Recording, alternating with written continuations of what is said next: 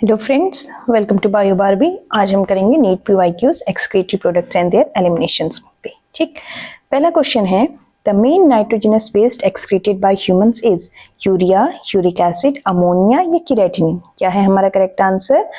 हमारा correct answer will be urea. ठीक, human beings जो हैं वो यूरिया को एक्सक्रीट करते हैं। क्यों? क्योंकि मैंने आपको बताया था कि 3 तरह के होते हैं हमारे एक्सक्रीटरी प्रोडक्ट्स, और जो यूरिया होता है इसको जो है मॉडरेट अमाउंट ऑफ वाटर चाहिए होता है ना। It requires moderate amount of water to excrete out from the body. जबकि अमोनिया में सबसे ज्यादा अमाउंट ऑफ वाटर चाहिए, इसलिए एक्वेटिक एनिमल्स होते हैं वो अमोनिया एक्सक्रीट करते हैं, और यूरिक एसिड जो है सबसे लीस्ट वाटर इन्हें चाहिए होता है। ठीक, ओके। नेक्स्ट क्वेश्चन है हमारा structural and functional unit of kidney क्या है? ग्लोमेरुलस है, नेफ्रॉन है, लूप ऑफ हैनल या बोमन्स कैप्सूल है?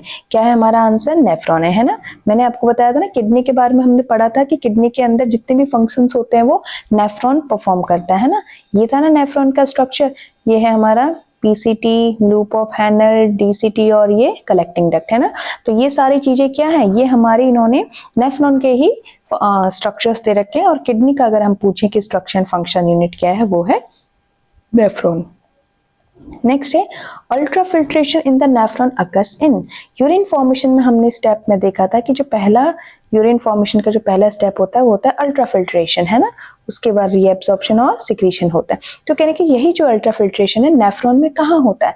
यह नेफ्रॉन का स्ट्रक्चर कहाँ होता है? इस एरिया में है ना। ये जो बोमन्स कप है, बोमन्स कैप्सूल है, इसमें हमारा अल्ट्रा फिल्ट्रेशन देखने को मिलता है। ठीक, तो करेक्ट आंसर क्या होगा? Bowman's capsule. इसमें कौन हेल्प करता है? यहाँ पे एफरेंट आर्टरी आती है, ग्लोमेरुलस से इफरेंट आर्टरी चली जाती है ना। तो ग्लोमेरुलस एंड बोमन्स कैप्सूल मिलके अल्ट्रा फिल्ट्रेशन हेल्प करते हैं। नेक्स्ट क्वेश्चन है counter current mechanism operates between. किन किन के बीच में काउंटर करंट होता है? काउंटर करंट में मैंने आपको बताया था ना कि यूरिन को कंसंट्रेट करने की प्रोसेस होती है। ये होता है लूप ऑफ हैनल एंड वासा रेक्टा के बीच में है ना। जक्स्टा ग्लोमेरुलस जो जक्स्टा मेडुलरी नेफ्रॉन यूज होता है यहाँ पे। क्यों? क्योंकि जक्स्टा मेडुलरी नेफ्रॉन का जो लूप ऑफ हैनल है वो काफी लॉन्ग होता है, और इसमें वासा रेक्टा जो होते हैं ये भी काफी वेल डेवलप्ड और लॉन्ग होती है। ठीक है, तो किन किन के बीच में होता है ये process? Loop of Henle and वासा रेक्टा के बीच में। ठीक है, नेक्स्ट है ADH increases the reabsorption of water in. ADH हमने देखा था एंटी डायूरेटिक हार्मोन। किडनी में जो होता है रेगुलेशन में कुछ हार्मोन्स का भी काम होता है ना। तो ये जो एडीएच है ये वाटर को किस पार्ट में रीअब्सॉर्ब कराता है? लूप ऑफ हैनल में, कलेक्टिंग डक्ट में, बोमन्स कैप्सूल है, glomerulus. Correct answer is collecting duct, वहां पे ये काम करता है। ठीक, ओके, चलिए नेक्स्ट क्वेश्चन है हमारा एल्डोस्टेरोन हेल्प्स इन। एल्डोस्टेरोन के बारे में पढ़ा था ना। एक तो एडीएच है जिसे वैसोप्रेसिन भी कहते हैं, एक एल्डोस्टेरोन है ये भी किडनी रेगुलेशन में हेल्प करता है। तो ये किस तरह से रेगुलेट करता है? ये सोडियम को रीअब्सॉर्ब करने में हेल्प करता है। ठीक है, मैंने आपको पूरा पढ़ा रखा है वहां पे कि किस कब कंडीशन में कौन सा हार्मोन रिलीज होता है और किस तरह से एक्ट करता है। अगर आपको कोई डाउट है तो आप वीडियो में जाके देख सकते हैं। ठीक, चलिए नेक्स्ट है glucose is completely reabsorbed in. Nephron के कौन से पार्ट में ग्लूकोज कंप्लीटली रीएब्सॉर्ब होता है?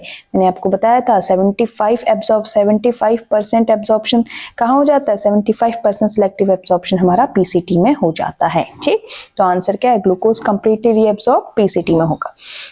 नेक्स्ट है the loop of Henle is longest in. सबसे ज्यादा लंबी लूप ऑफ हैनल कहाँ पाई जाती है? ये आपका ध्यान रखना है डेजर्ट मैमल्स में है। ये थोड़ा सा इंपॉर्टेंट क्वेश्चन है, नीट में तो आया ही है और इसके रिपीट होने के चांसेस भी हमारे बढ़ते हैं। ठीक, ओके। नेक्स्ट है हमारा the process of emptying the urinary bladder. Urinary bladder क्या होता है? यूरिनरी ब्लैडर टेम्पररी स्टोर करके रखता है ना हमारे यूरिन को, तो उसको एम्प्टी करने की प्रोसेस क्या कहलाती है? यूरिनेशन, एक्सक्रीशन, मिक्ट्यूरेशन या ऑस्मोरेगुलेशन क्या कहलाती है? The correct answer is micturition. ठीक, ओके। नेक्स्ट है हमारा which part of nephron is impermeable to water. Nephron का कौन सा पार्ट है जो वाटर के लिए इम्परमिएबल है? नेफ्रॉन का डायग्राम ये बोमन्स कैप्सूल है, ये हमारा पीसीटी आता है, फिर आता है हमारा लूप ऑफ हैनल। ठीक, ये डिसेंडिंग लिम्ब, अब ऊपर को जा रहा है तो असेंडिंग लिम्ब, फिर ये हमारा डीसीटी और ये हमारा कलेक्टिंग ट्यूब। ठीक है, अब मैंने आपको उस टाइम पे भी बताया था कि जो डिसेंडिंग लिम्ब होता है, ठीक है, ये वाला जो पार्ट होता है ये इम्परमिएबल टू वाटर होता है। सॉरी, ये परमिएबल टू वाटर होता है, इससे वाटर जो हमारा बाहर निकलता है। ठीक है, जबकि जो असेंडिंग लिम्ब है ये हमारा इम्परमिएबल टू वाटर होता है और यहाँ से सॉल्ट के आयंस निकलते हैं। और क्वेश्चन क्या पूछा गया, कौन सा है इम्परमिएबल टू वाटर, तो कौन सा हमारा असेंडिंग लिम्ब। ये मैंने आपको याद करने के लिए बोला था, याद करने के लिए आप ग्रेविटी से याद करना कि ऊपर से पानी नीचे फेंकना बहुत ईजी है, जबकि हम नीचे से पानी ऊपर नहीं फेंक सकते। मतलब कि ऊपर से नीचे डिसेंडिंग लिम्ब में फिल्ट्रेट ऊपर से नीचे डाउन मूव करा, तो ऊपर से नीचे इजीली परमिएबल है वाटर के लिए, लेकिन नीचे से ऊपर ले जाना पानी को डिफिकल्ट है, तो इसलिए नीचे से ऊपर जो है वो इम्परमिएबल है वाटर के लिए। ठीक, ओके। नेक्स्ट क्वेश्चन है हमारा, जक्स्टा ग्लोमेरुलर सेल सिक्रीट, इनका भी हमने कहाँ फंक्शन पढ़ा था, ये सारे फंक्शन हमने किडनी रेगुलेशन में पढ़े हैं ना। तो क्या सिक्रीट करता है वो, एडीएच, रेनिन, एल्डोस्टेरोन या एंजियोटेंसिन, कौन क्या करता है, रेनिन। ठीक है, अब यहाँ पे तो देखो इन्होंने नीट में पूछा है 2020 में, लेकिन इन्होंने ऑप्शंस ठीक ठाक दिए, तो यहाँ पे हम इजीली लगा सकते हैं रेनिन। लेकिन कहीं कभी कभी एग्जामिनर क्या करता है ना, आपको ये दे देता है 2 रेनिन, एक तो ये, एक ही, तो आपको स्पेलिंग का बड़ा ध्यान देना है यहाँ पे। ठीक है, यहाँ पे जो रेनिन की बात हो रही है वो ये है, सिंगल एन वाला। ये वाला रेनिन कहाँ पाया जाता है, बच्चों के पेट में पाया जाता है, जो मिल्क डाइजेस्टिंग प्रोटीन होता है, सीजिन जो प्रोटीन होता है उसको डाइजेस्ट करता है। ठीक, चलिए नेक्स्ट है, in humans urea is formed in, humans में यूरिया कहाँ बनता है, यूरिया साइकिल पढ़ाई थी मैंने इस चैप्टर में, नहीं पढ़ाई क्योंकि इस चैप्टर में नहीं है, वो आगे पढ़ेंगे हम। तो यूरिया कहाँ बनता है, ये ध्यान देने की बात है, यूरिया हमारा लीवर में बनता है।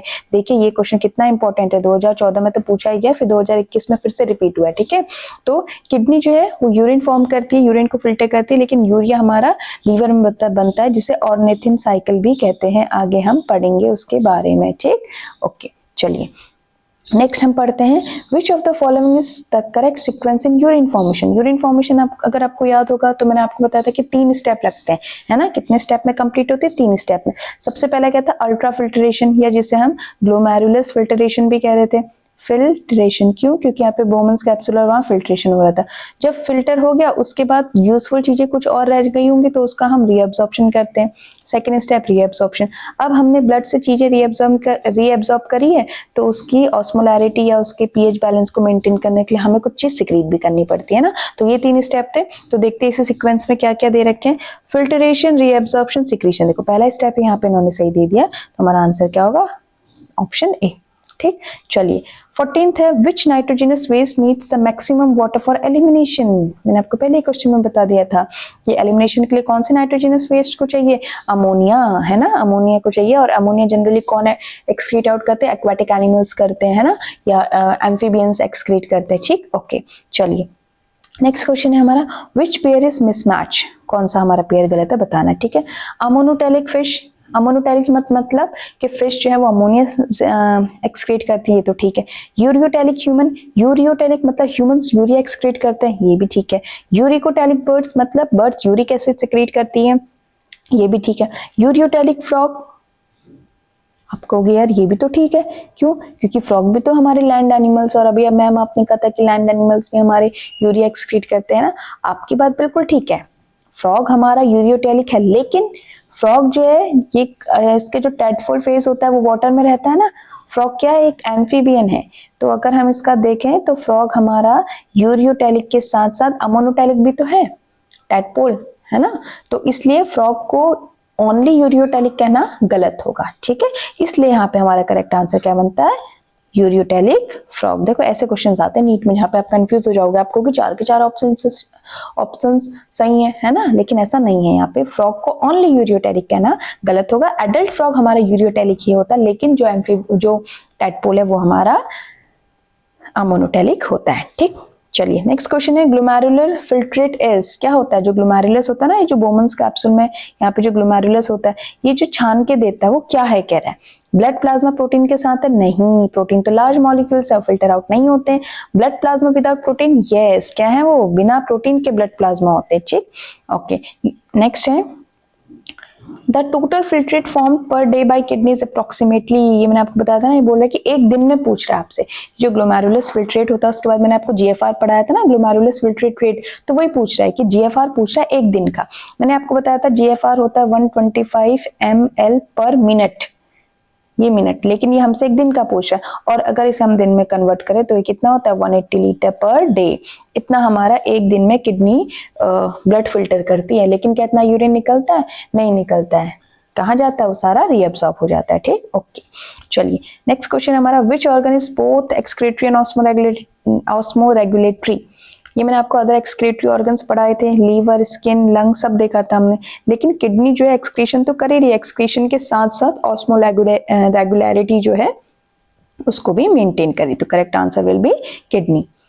नेक्स्ट है हमारा the part of nephron mainly involve in concentration of urine is, urine को कंसंट्रेट करने में किसका ज्यादा रोल है, कौन सा नेफ्रॉन का पार्ट है, PCT, DCT, loop of Henle या बोमन्स कैप्सूल, क्या है correct answer is loop of Henle. अगर आपको याद होगा काउंटर करंट मैकेनिज्म मैंने उसमें आपको पढ़ाया था, ये सब तो पढ़ाया था, ये देखा था ना जक्स्टा मेडुलरी नेफ्रॉन था और इसके साथ कौन था, लूप ऑफ हेनल के साथ वासा रेक्टा भी थी हमारी, है ना। तो यही पूछ रहा है हमसे कि जो कंसंट्रेट करने में नेफ्रॉन का कौन सा पार्ट है, नेफ्रॉन का लूप ऑफ हेनल है और नेफ्रॉन के साथ हमारा कौन इंक्लूड था, वासा रेक्टा। वासा रेक्टा क्या है, नेटवर्क ऑफ ब्लड कैपिलरीज है, ठीक। नेक्स्ट है which of the following waste product is least toxic, सबसे कम टॉक्सिक कौन सा है कह रहा है, ये कौन सा होता है हमारा, यूरिक एसिड। यूरिक एसिड ही होता है, इसको कम अमाउंट ऑफ वाटर भी लगता है। नेक्स्ट है which hormone regulates water balance in the body, हमारी बॉडी में वाटर बैलेंस कौन करता है, ऑक्सीटोसिन, एडीएच, इंसुलिन या थायरोक्सिन। करेक्ट आंसर क्या हमारा एडीएच। एडीएच का full form anti diuretic hormone, और एडीएच को क्या कहते हैं, एडीएच का एक और नाम है जिसका नाम है वासोप्रेसिन।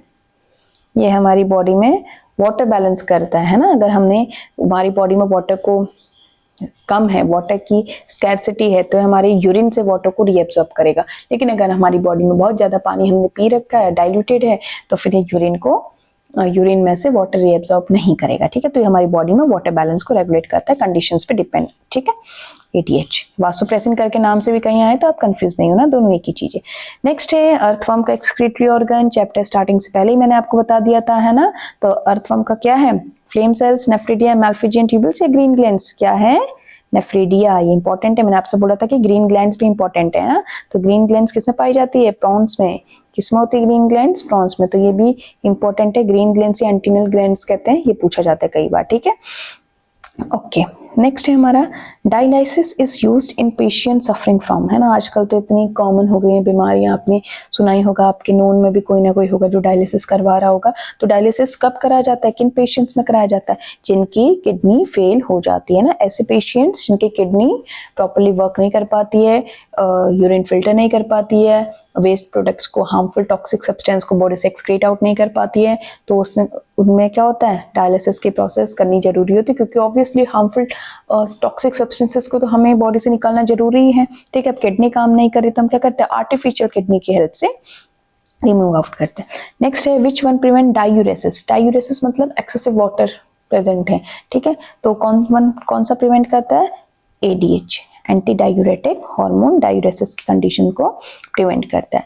नेक्स्ट है हमारा in nephron selective reabsorption of useful substances occurs mainly in, nephron में जो सिलेक्टिव रीअब्सॉर्प्शन है सब्सटेंसेस का कहाँ पे होता है, 75% कहाँ हो जाता है, पीसीटी में ही हो जाता है, हमारा प्रॉक्सिमल कॉन्वोल्यूटेड ट्यूब्यूल में, ठीक। तो ये थे आज के पूरे 25 questions, 25 PYQs, important PYQs related to excretion topic.